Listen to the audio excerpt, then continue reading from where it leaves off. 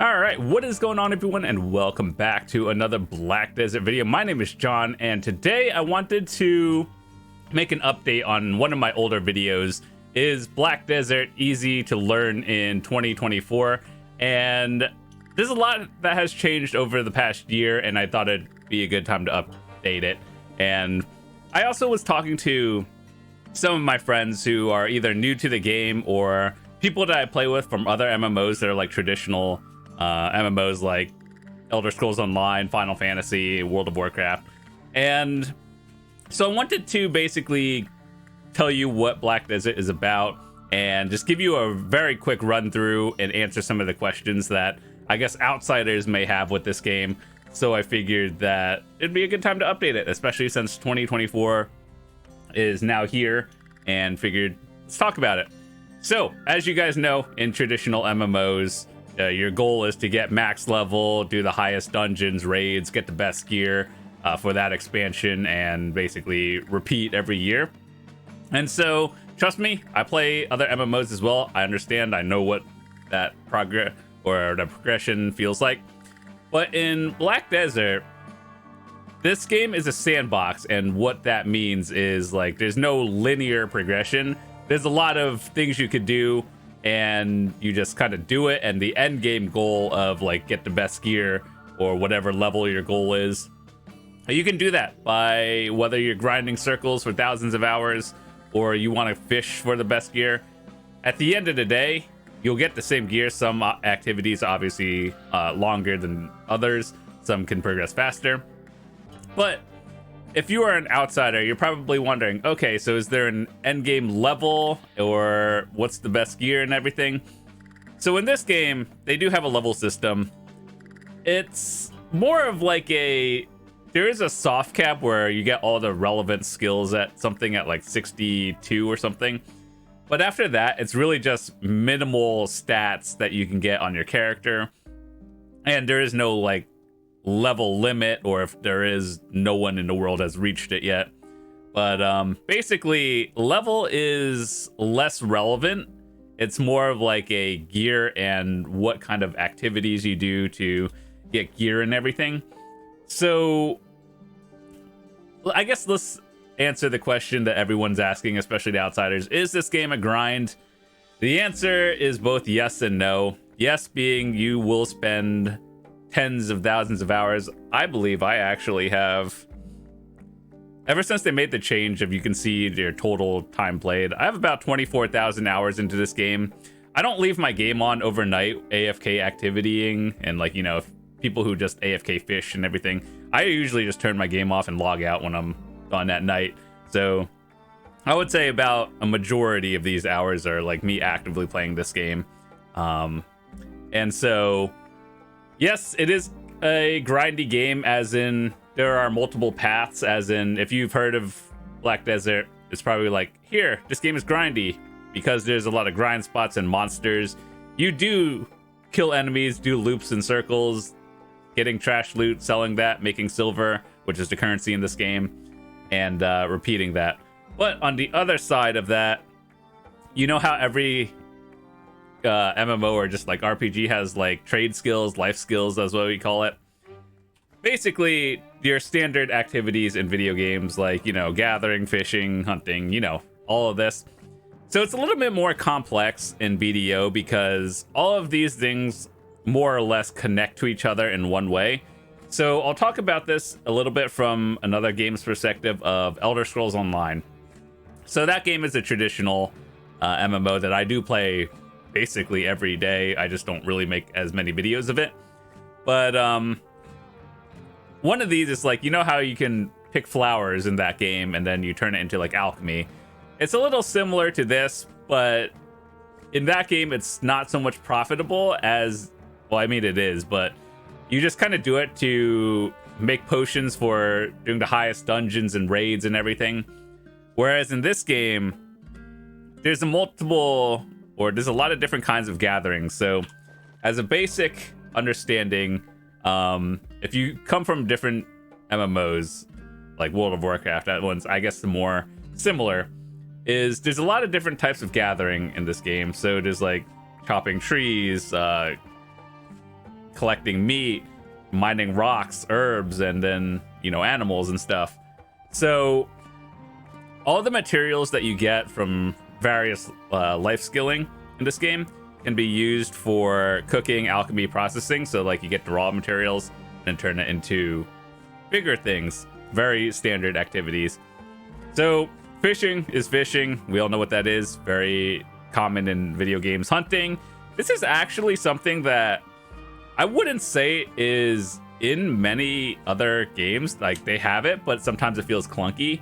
In BDO, hunting, you know, very standard. They have two different ones. Like you have your standard like musket, you shoot like poaching and everything. And then they have another type of hunting called sniper hunting, which is, you know, with the sniper, kind of same thing. Admittedly, I don't have too much experience with that one, but hunting overall, every life skill is profitable or useful in their own way. And like, no matter what you enjoy doing, you can still progress to get to the end game as well. And you know how in all the games, mostly you have one set of gear. That's your PvP gear, or I guess two. Your PvE gear, your PvP gear. In this game, they have something called life skill gear, so all of this. So let's say you come into this game, you don't like grinding at all. You just want to do fishing, for example. So everything has a level, and obviously the higher your level, the more experience you have. Kind of like RuneScape. I've played that game as well. So the higher your level gives you more bonuses, and then they have a mastery system. And like, you know, the better you are, the more mastery you have, the more efficient you'll be at whatever you're doing. So when I look at other MMOs, they have standard gear that you'd use for PvP, PvE. And the life skill gear is basically the same thing as, you know, your standard gear, except the progression of that is very different. And so let's say you only enjoy doing one thing, you would go to life skill route, and then there's very specific things and specific gear you can get for that. So it feels like everything in this game you earn. And what I mean by that is there's no like trading itself. Like you can't just trade the best gear to someone else who just started yesterday. And I guess that's a good thing and a bad thing because, well, there's no real bad thing about it. Like, I understand people enjoy instant progression, and that's why in other games, you know, you can buy carries and stuff for the highest dungeons. And trust me, I get that. I see it all the time in other MMOs. But this game, because it is a sandbox, you can do whatever you want. All the gear you have feels like you've earned it. Whether you've grinded 1,000 hours to get all your gear and then you bought it off the market, that's cool. Or you made it yourself and have like your name on it because it's like, oh, the high-end items. If you make it yourself, it puts a little name tag on it and it's like, oh, you made it. Cool. So yeah, everything feels like you've earned it, and there's no like, I just got it overnight, my friend quit the game. Yeah, that doesn't happen in this game. So anyway, so there's multiple progressions: PvP, PvE, life skills, different routes. And I think a few unique things about this is the market system. And as you guys know, in a lot of games there is a true free market, as in like there's no caps. You can sell things for a lot of money, or you could sell it for like 1 gold if you wanted to, or silver, whatever the currency is. In this game, for example, I guess you could look at any item, so it doesn't matter in particular. If you look at an item, they have trends where you can see like what the monthly 3-month trends are and how things are going. So I think that's good for new players because it allows you to see if there's a deal or something, or if there's an event that drove the price down for an item, as well as there is a cap and a like minimum and maximum that the game is predetermined, and this fluctuates. I think it's by like either week or daily, weekly or certain things, and basically the game sets the price for items. And we'll look at this one, for example. So this is an item that is, I guess, more of an endgame thing, but that's irrelevant. So this little blue arrow right here, it means that it's hard capped right now. and that means the price will no longer fluctuate up any further upwards. And I think that's good because like there is a hard cap and a hard minimum for things. That way you can have a general idea. But if you look at an item like, I don't know, let's look at this. If you don't see like an arrow up or down, that means the price can fluctuate up and down until it hits a maximum or minimum. So that way, if you are one of those people that are, I guess people would say, a merchant in a game, where all you do is craft and sell items, you know trends of when to sell it for maximum or to, you know, when to get rid of an item, a lot of stuff. So that's a lot of detail that they added into this game where, you know, people who are smart and actually know what they're doing can make a lot of profit from everything. Which also transitions, and we talked about how life skills are connected, and like, you know, cooking. This is a standard thing in a lot of games, online games in general, where you know how there's always the person that likes making all the foods, elixirs, and whatnot, and then selling it. Those are usually the richest people in the game. And, you know, you could do that as well by just knowing and having the knowledge of it. So it's a lot more in detail than, you know, your standard do the end game dungeon, get the best gear kind of thing. And so there's a lot of things for people to do. Cooking, alchemy, processing is all things you can do that's connected to everything else. So a few other things I wanted to talk about was training. You know, we all know those people, especially in like high school, that one girl that really likes horses. Yeah, you can do that too. That is one of the main transportation methods in this game. Everyone has a horse. You'll get one like literally on day one of starting the game. And so this world in general is a huge place. And there are like teleports in general. So like you can, there's a well system, the Magnus right now. But for an outsider, basically there's a teleport point. And you basically go from like region to region with teleports. Or you could, you know, as a new player, your main transportation method is a horse. You can get from point A to B that way. Most people will do that. You'll see that all around, even from day one till the day you quit the game. So training is an important thing. People want the best horses, of course, horse gear, boat gear, everything. Trading and bartering is like taking an item from point A to point B. NPCs in town basically sell an item and then you get profit by distance. And bartering is a little bit different. We'll talk about that in a second. Farming is farming. Have you ever played Farmville? No one plays Farmville, I don't think. But anyway, farming simulator, kind of like that. And sailing and bartering. So as you guys know, in most games, sailing content is hard to come by. And if you do, it's usually not good. But in this game, sailing actually is similar to, you know how we talked about gearing up, getting the best gear, doing the highest dungeons and whatnot. So sailing works similarly. The ocean is actually very large, and the way it works is if you wanted to play this game to be a sailor, your goal is to get a boat, upgrade your boat, get the best boat, then getting boat gear for it. And then obviously there's like, you know, dailies, weeklies, and all that stuff, and then just bartering. So in this game, getting like the best boat gear is actually a time sink, and I think that's a good thing because it allows you to have a goal, which is the most important thing in video games in general, to have goals. Otherwise, if you beat the game in one day, I guess you just do something else.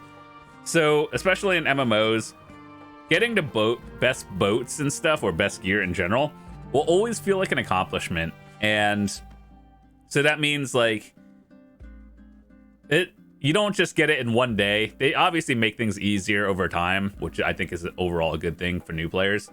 But yeah, I think sailing and bartering is one of the better things, or ocean content kind of aspects of the game that I've seen in a lot of MMOs. And, you know, bartering is basically like, let me just show you in a nutshell of what bartering actually is.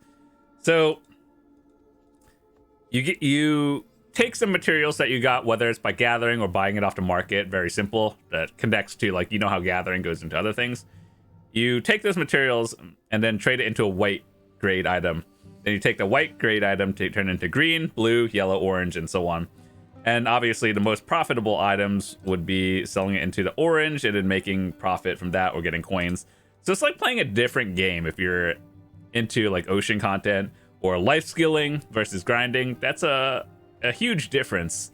And yeah, I think it's overall good that like this game has a lot of variety. So if you thought it was grindy, it is in a way, but there's a lot of things to do to the point where you don't have to grind circles for thousands of hours if you don't want to. Just know that it's a sandbox. You do what you enjoy, and that's for the most part.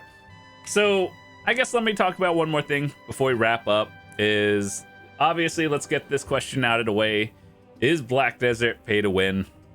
I'll show you the cash shop just so we can see it right now. This is what it looks like. So as you guys know, 1,000 pearls is basically the equivalent of $10 or 1-to-1. Very standard practice in MMOs and just online games in general these days, the monetization and cash up. So you guys can look at this if you were to take it as a US dollar value, 100 to $1. So you guys can see that. And then how does the subscription model work out? So in every game, they have this thing, well, like, you know, your standard $15 a month subscription. I guess it's a traditional thing. In this game, it's optional. And the item it's called in this game is the value pack. Basically, it gives you a lot of bonuses and you have a like remaining time on it.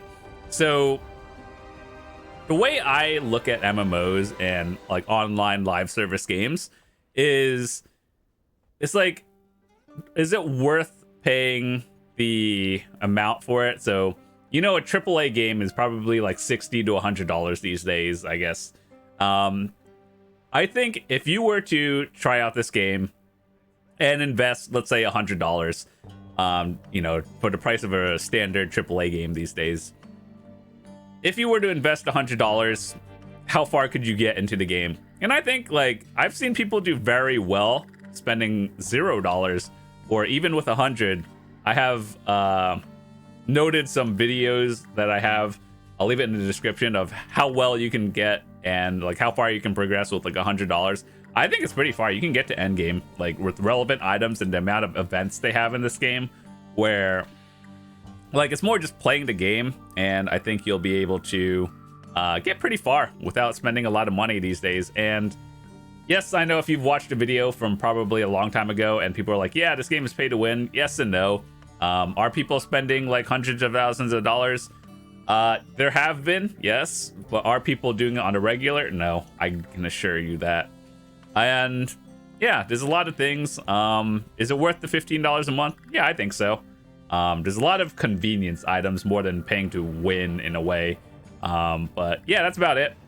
If you have any other questions, feel free to leave it in the comments. I guess before, I think I forgot to talk about one thing was how is the PvP in this game?